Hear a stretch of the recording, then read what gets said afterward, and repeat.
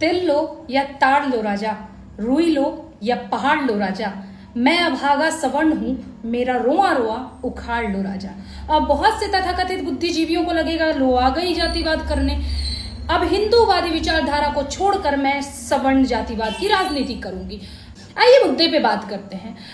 बहुत दिनों के बाद सवर्ण समाज जागा है और हमारे देश में सवर्ण एकता दिखाई दी है। जंतर मंतर पर जिस प्रकार लगातार सवर्णों ने अपना एकता दिखाया है, यूजीसी रोलबैक आरक्षण को रिफॉर्म करने की बात की है। यहाँ मैं रिफॉर्म इसलिए इंगित कर रही हूँ, बहुत सारे लोग कह रहे हैं आरक्षण हटाओ आरक्षण हटाओ। देखिए, इस सच्चाई से आप मुंह नहीं मोड़ सकते कि इस देश से इतनी जल्दी आरक्षण हटना तो संभव नहीं है।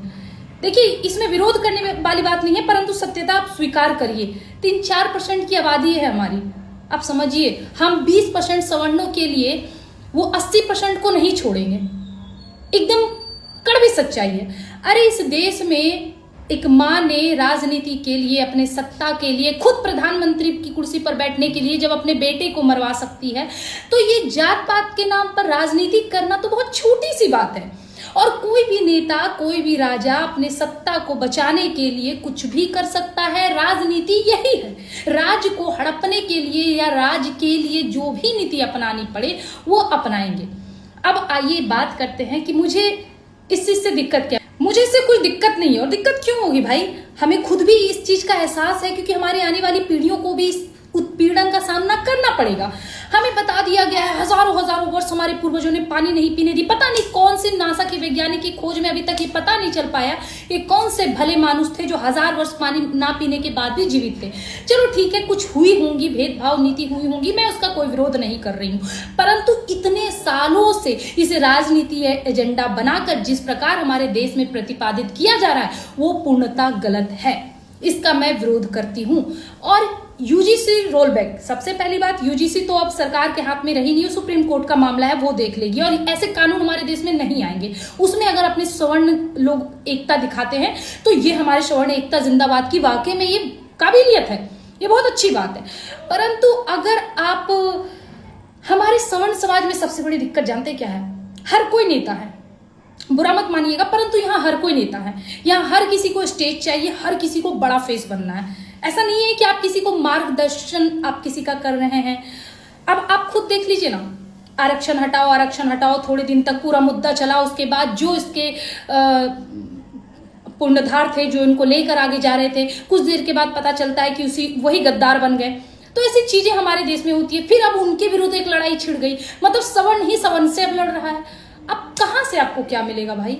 यहाँ तो हम खुद ही एक नहीं है, यहाँ एक दूसरे को हम गद्दार बोलता फिरते हैं। आपको लगता है कितनी जल्दी? क्योंकि सरकार को भी हमारी मानसिकता के बारे में पता है कि हम सवर्ण हैं, हम किसी से दब के, किसी से छिप के नहीं रहने वाले। और एक बात आपने नोटिस किया कि इस प्रोटेस्ट में हमारे ऊपर कोई मीम्स नहीं बन रही है, कोई बहुत ज्यादा इसका नेगेटिव नहीं फैलाया जा रहा। जानते हैं क्यों? क्योंकि यहाँ पे वो काम हो रहा है जो विपक्षी खुद करना चाहता है, यहाँ पे वो काम हो रहा है जो वो लोग खुद चाहते हैं। हम मोदी जी को धमकी दे सकते हैं कि या तो आप आरक्षण हटाइए, नहीं तो आपको सत्ता से हटा देंगे, हम सत्ता पे बिठा सकते हैं, हटा भी सकते हैं, बकायदा हटा सकते हैं भाई। हम खुद ब्राह्मण, वो चाणक्य हैं जिसने घनानंद का पूरा विरासत समाप्त कर दिया, तो हम कुछ भी कर सकते हैं, नो डाउट। परंतु एक बात सोच के रखिए कि घनानंद को हटाने के बाद उस ब्राह्मण चाणक्य के पास अपना खुद का सम्राट था। आपके पास है? आप नरेंद्र मोदी को हटाकर किसको रखेंगे बताइए? राहुल गांधी को, मायावती को, असदुद्दीन ओवैसी को या अरविंद केजरीवाल को? आपके पास ऑप्शन है? नहीं है। और एक बात और भी सत्यता है कि हम भारतीय जनता पार्टी के पिताजी की बपौती नहीं है, इसमें भी कोई डाउट नहीं है। परंतु इस प्रकार हम विरोध करके अपना विरोध ना करें। मैं चाहती हूं कि सवर्ण बिल्कुल आवाज उठाए। मैं खुद उनके समर्थन में हूं, मैं खुद सवर्ण हूं, मैं खुद ब्राह्मण की बेटी हूं। मुझे पता है उस बात का दुख कि अगर आप 35% लाकर कोई वहां जाके हमारी कुर्सी पर बैठ जाता है और हम 70-75 लाके 80-90 लाकर भी धर की टोकरे खाते हैं या तो प्राइवेट नौकरी कर रहे होते हैं, तो हमें पता है ये दुख, और हम चाहते हैं कि हमारी आने वाली पीढ़ियां इस दुख को ना झेले। इसीलिए हमें सड़क पर आना, अपनी मांगों को रखना हमारा कर्तव्य है। परंतु हमारे पास विकल्प भी रहना चाहिए। और दूसरी नंबर बात, ये जो सवर्ण ये लोग कह रहे हैं ना, हमें तो शूद्र बोला गया, हमें दलित बोला गया। भैया किसने बोला तुम्हें दलित? किसने कहा? हम तो खुद चाहते हैं तुम ब्राह्मण बनो, पहनो जनेऊ, रखो सिखा, लगाओ तिलक, बंदूक बांधो कलावा। किसने मना किया? हमने रोका है, हमने रोका है। हम तो बोलते हैं बनो ब्राह्मण, तुम पढ़ो 4 वेद का अध्ययन करो, पढ़ो हमारे 108 उपनिषद, पढ़ो हमारे महाभारत रामायण दोनों महाकाव्य, पढ़ो हमारे 6 दर्शन शास्त्र, मंत्रों का उच्चारण अपनी ओठ पे रखो, अपने जिब्बा पे ऐसे रखो कि तुम पूजा पाठ विवाह श्राद्ध सब कुछ करवा सको, हम तुमको खुद ब्राह्मण बनाएंगे। अब फिर से बहुत से लोग कहेंगे नहीं ऐसा नहीं हो सकता, अगर हम ऐसा करेंगे तो ब्राह्मण हमारे कान में जला के शीशा डाल देंगे, यही तुम्हारा प्रावधान है, यही तुम्हारे वेदों में लिखा है। हमारे वेदों में अगर ये लिखा होता तो एक बात बताओ, रविदास को हम क्या मानते, वेद व्यास को हम क्या मानते, या वाल्मीकि को हम क्या मानते? जरा सोच कर देखो इन लोगों ने क्या किया है, संत सरला ने क्या किया है। उन्होंने महाभारत लिखा, उन्होंने रामायण लिखा, उन्होंने विलाका लिखा, उन्होंने चंडी पुराण लिखा, वेद व्यास ने महाभारत लिखा, वाल्मीकि ने रामायण लिखा, और हम ब्राह्मण उन्हें पूजते हैं, उनका वंदन करते हैं, अभिनंदन करते हैं, संत रविदास का को नमन करते हैं। एक बात बताओ, फिर इन लोगों ने, इनकी तो कास्ट बिरादरी हमें शूद्र बताई गई है, परंतु ये ब्राह्मणों वाले नियम अपनाकर आज हमारे देश में इनके नाम पे ग्रंथ है और बकायदा इनके द्वारा लिखी गई हर ग्रंथों को हम स्वयं पढ़ते हैं, ब्राह्मण पढ़ के उच्चारण करते हैं। 9 दिन का भगवत महापुराण, रामचरितमानस, चंडी पुराण सब पढ़ते हैं। बनिए ना आप, किसने आपको रोका है ब्राह्मण बनने से?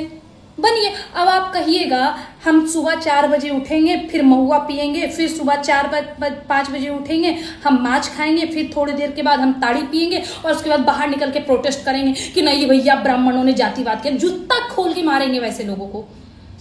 किसी का विरोध नहीं कर रहे हैं, परंतु सत्यता को स्वीकार करने की क्षमता रखिए। समझ में आया? जातिवाद की राजनीति अभी भी उसको है ना, कान में बत्ती डाल के उसको घुमा के फेंकिए बाहर, अन्यथा आने वाले भारत की स्थिति बहुत ही भयावह खराब होगी। अभी भी जो पढ़े लिखे शूद्र है ना, वो भी इस बात को समझते हैं। शूद्र का अर्थ क्या होता है, ब्राह्मण का अर्थ क्या होता है, राजपूत का अर्थ क्या होता है, वैश्य का अर्थ, ये कोई जात बिरादरी नहीं है, ये एक वर्ण व्यवस्था है, एक पद्धति है, एक पद है जो इंसान को दिया जाता है उनके कर्मों के हिसाब से। आप कर्म करिए और लीजिए। लेकिन अगर आप आरक्षण के नाम पे इस तरह ढोल ढाल बजाइएगा तो देखिए वो तो कहीं से सही नहीं है। फिर देखिए बात वही वाली आ जाती है कि हम भले ही कम हो, फिर अगर वही शस्त्र शास्त्र वाली बात आएगी तो वहां तो आप पारंगत नहीं हो पाइएगा, फिर वहां आप क्या करिएगा? सोचकर देखिए जरा। तो इसीलिए हम चाहेंगे कि भारत की स्थिति, यहाँ की सभी प्रकार की स्थिति को सुधारा जाए, सही मायने में आरक्षण उन्हें दिया जाए जिनको आवश्यकता है। जात के आधार पे नहीं, मेरिट के आधार पे आरक्षण मिले। जरूरी नहीं कि जो ब्राह्मण है वो एकदम पैदा ही हुआ है। भाई हम सुदामा भी रहे हैं, थोड़ा सोचो। और जरूरी नहीं तुम शूद्र रहे हो तो सदैव नीचे ही रहोगे, ऐसा नहीं है। चंद्रशेखर रावण आज भी एसी में बैठा है और तुम लोगों को मरवा रहा है। जरा सोच कर देखो इस चीज को, थोड़ा व्यक्तिगत रूप से इस चीज को समझने की कोशिश करो। और जितने भी लोग जंतर मंतर पर भी जो हैं, हम उनका पूर्ण रूप से समर्थन करते हैं, परंतु बात सत्यता की होनी चाहिए। रिजर्वेशन रिफॉर्म की बात होनी चाहिए, उसमें सुधार होने की बात होनी चाहिए, उसको सुधार करिए।